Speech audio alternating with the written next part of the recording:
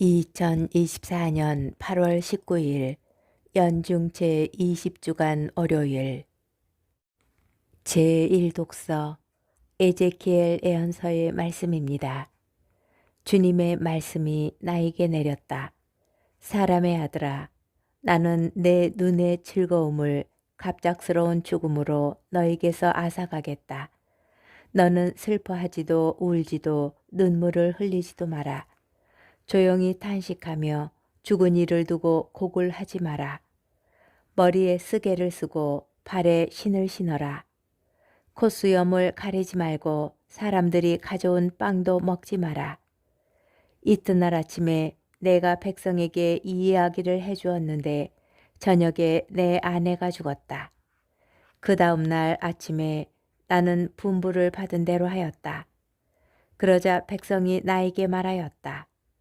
당신이 이렇게 하는 것이 우리에게 무엇을 뜻하는지 일러주지 않겠습니까?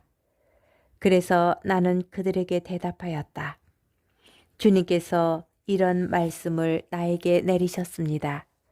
이스라엘 집안에게 말하여라. 주 하느님이 이렇게 말한다.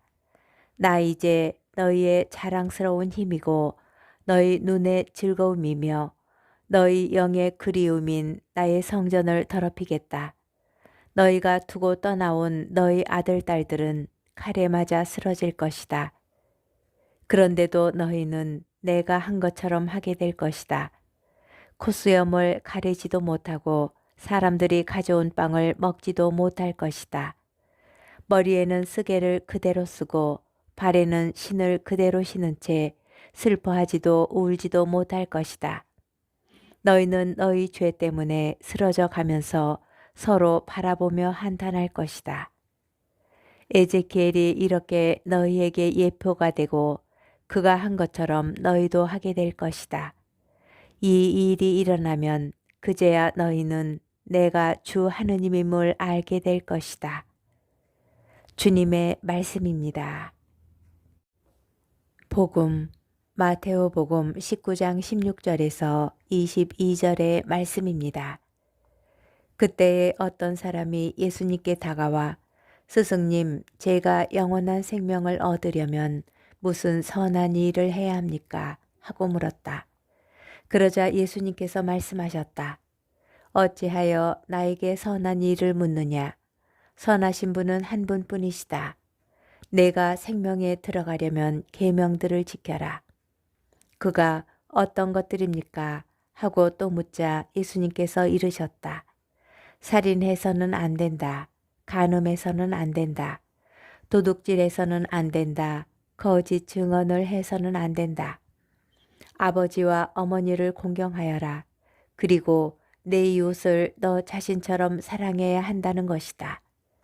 그 젊은이가 그런 것들은 제가 다 지켜왔습니다. 아직도 무엇이 부족합니까? 하고 다시 묻자 예수님께서 그에게 이르셨다. 내가 완전한 사람이 되려거든 가서 너의 재산을 팔아 가난한 이들에게 주어라. 그러면 내가 하늘에서 보물을 차지하게 될 것이다. 그리고 와서 나를 따라라. 그러나 그 젊은이는 이 말씀을 듣고 슬퍼하며 떠나갔다. 그가 많은 재물을 가지고 있었기 때문이다. 주님의 말씀입니다.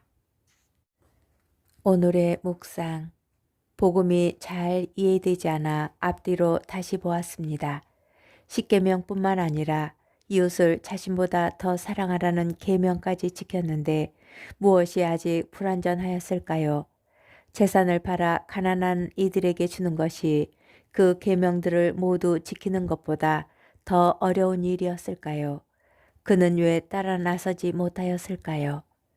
예수님을 따라오라는 말씀이 어려웠을 수도 있겠지만 복음서에서는 그가 많은 재물을 가지고 있었기 때문이다 라고 말합니다.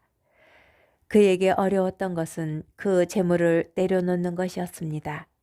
어쩌면 그에게 많은 재물을 가진 채 평생 자선을 베풀며 살라고 하였다면 기꺼이 그렇게 하였을 것입니다.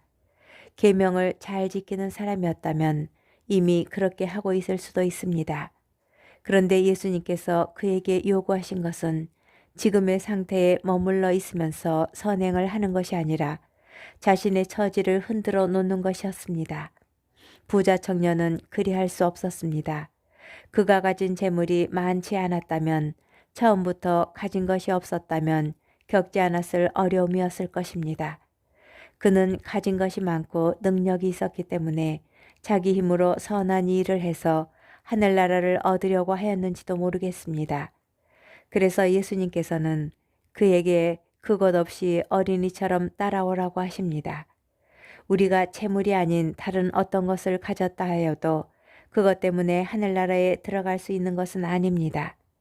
완전한 사람이 되려거든 가지고 있는 것을 하늘나라를 위하여 모두 내놓고 빈 몸으로 길을 나서야 합니다.